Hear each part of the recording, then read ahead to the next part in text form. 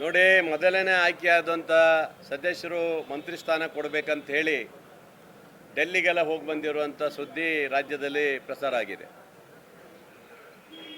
ಈಗ ಮತ್ತೆ ಎರಡನೇ ಸರಿ ತಾವೆಲ್ಲರೂ ಸೇರಿ ಡಿನ್ನರ್ ಪಾರ್ಟಿ ಮಾಡಿ ನಮಗೊಂದು ಅವಕಾಶ ಕೊಡಬೇಕಂತ 40 ಜನ ಸೇರಿದಂತೇಳಿ ನಿನ್ನೆ ನಾನು ನ್ಯೂಸಲ್ಲಿ ನೋಡಿದ್ದೀನಿ. ಸಹಜವಾಗಿ ತಮ್ಮ ಹಕ್ಕುಗಳನ್ನು ಕೇಳಲಿಕ್ಕೆ ನಾವು ಯಾರೂ ಬೇಡ ಅನ್ನೋಕ್ಕಾಗೋದಿಲ್ಲ. ಈಗ 2ನೇ ಟೈಮ್ ಗೆದ್ದವರು, 3ನೇ ಟೈಮ್ ಗೆದ್ದವರು, 4ನೇ ಟೈಮ್ ಗೆದ್ದವರು ಸಹಜವಾಗಿ 2.5 ವರ್ಷ ಆದಮೇಲೆ ನಮಗೊಂದು ಅವಕಾಶ ಕೊಡಿ.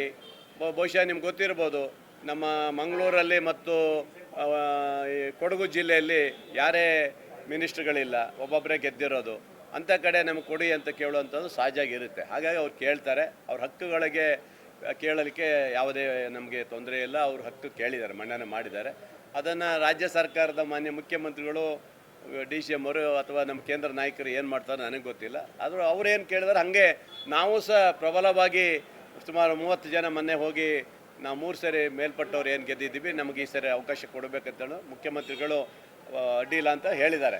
ಏನೋ 20 ಜನರು ನಾವು ಇದು ಮಾಡ್ತೀವಿ ಅಂತ ಮಾತನ್ನು ಸಹ ಕೊಟ್ಟಿದ್ದಾರೆ ಅಂತ ಸುದ್ದಿ ಇದೆ. ಈಗ ನೋಡೋಣ, ನಾವು ಸಹ ನಮ್ಮ ಹಕ್ಕುಗಳನ್ನು ಮನ್ನಣೆ ಮಾಡಿದ್ದೀವಿ. ಇದು ಸಹಜವಾಗಿ ಕೇಳೋಂಥದ್ದು. ಯಾಕಂದರೆ ಒಂದು ಜಿಲ್ಲೆಯಲ್ಲಿ ಅಥವಾ ರಾಜ್ಯದ ಮುಂದಿನ ಚುನಾವಣೆಯಲ್ಲಿ ಇಟ್ಕೊಂಡು ನಾವು ಕೆಲಸ ಮಾಡಬೇಕಾದ್ರೆ ಒಂದು ಅವಕಾಶ ಕೊಡಿ ಅಂತ ಕೇಳೋದು ಎಲ್ಲರೂ ಕೇಳ್ತಾರೆ, ನಾವು ಕೇಳಿದ್ದೀವಿ. ಅದೇನು ತಪ್ಪಿಲ್ಲ ಅನಿಸ್ತದೆ ನನಗೆ.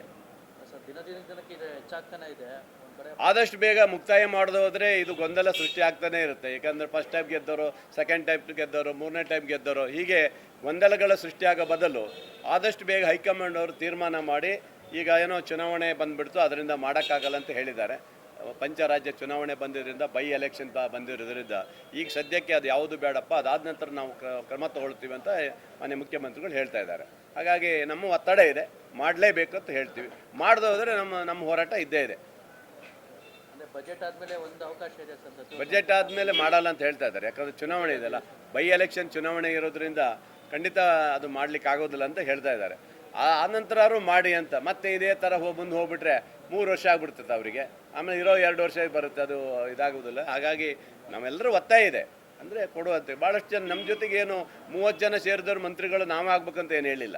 ನಾವು ನಮ್ಮಕ್ಕಿಂತ ಹೆಚ್ಚಾಗಿ ಯಾರಿಗಾರು ಕೊಡಿ, ಮತ್ತೆ ಅವಕಾಶ ಕೊಡಿ ಅಂತ ಕೇಳಿದ್ದಾರೆ. ಬೇರೆಯವರಿಗೆ ಒಂದು ಅವಕಾಶ ಮಾಡಿಕೊಡಿ. ಸೀನಿಯರ್ ಬಿಟ್ಟುಬಿಡಿ, ಸೀನಿಯರ್ 7-8 ಜನ ಏನಿದ್ದಾರೆ ಅವ್ರನ್ನ ಬಿಟ್ಟುಬಿಡಿ. ಅವ್ರು ಬಿಟ್ಟು ಬಾಕಿಯವರಿಗೆಲ್ಲ ನೀವು ಕೊಡಬೇಕು, ಬೇರೆಯವ್ರಿಗೆ ಅವಕಾಶ ಮಾಡಿಕೊಡ್ಬೇಕು ಅಂತ ಕೇಳಿದ್ದಾರೆ.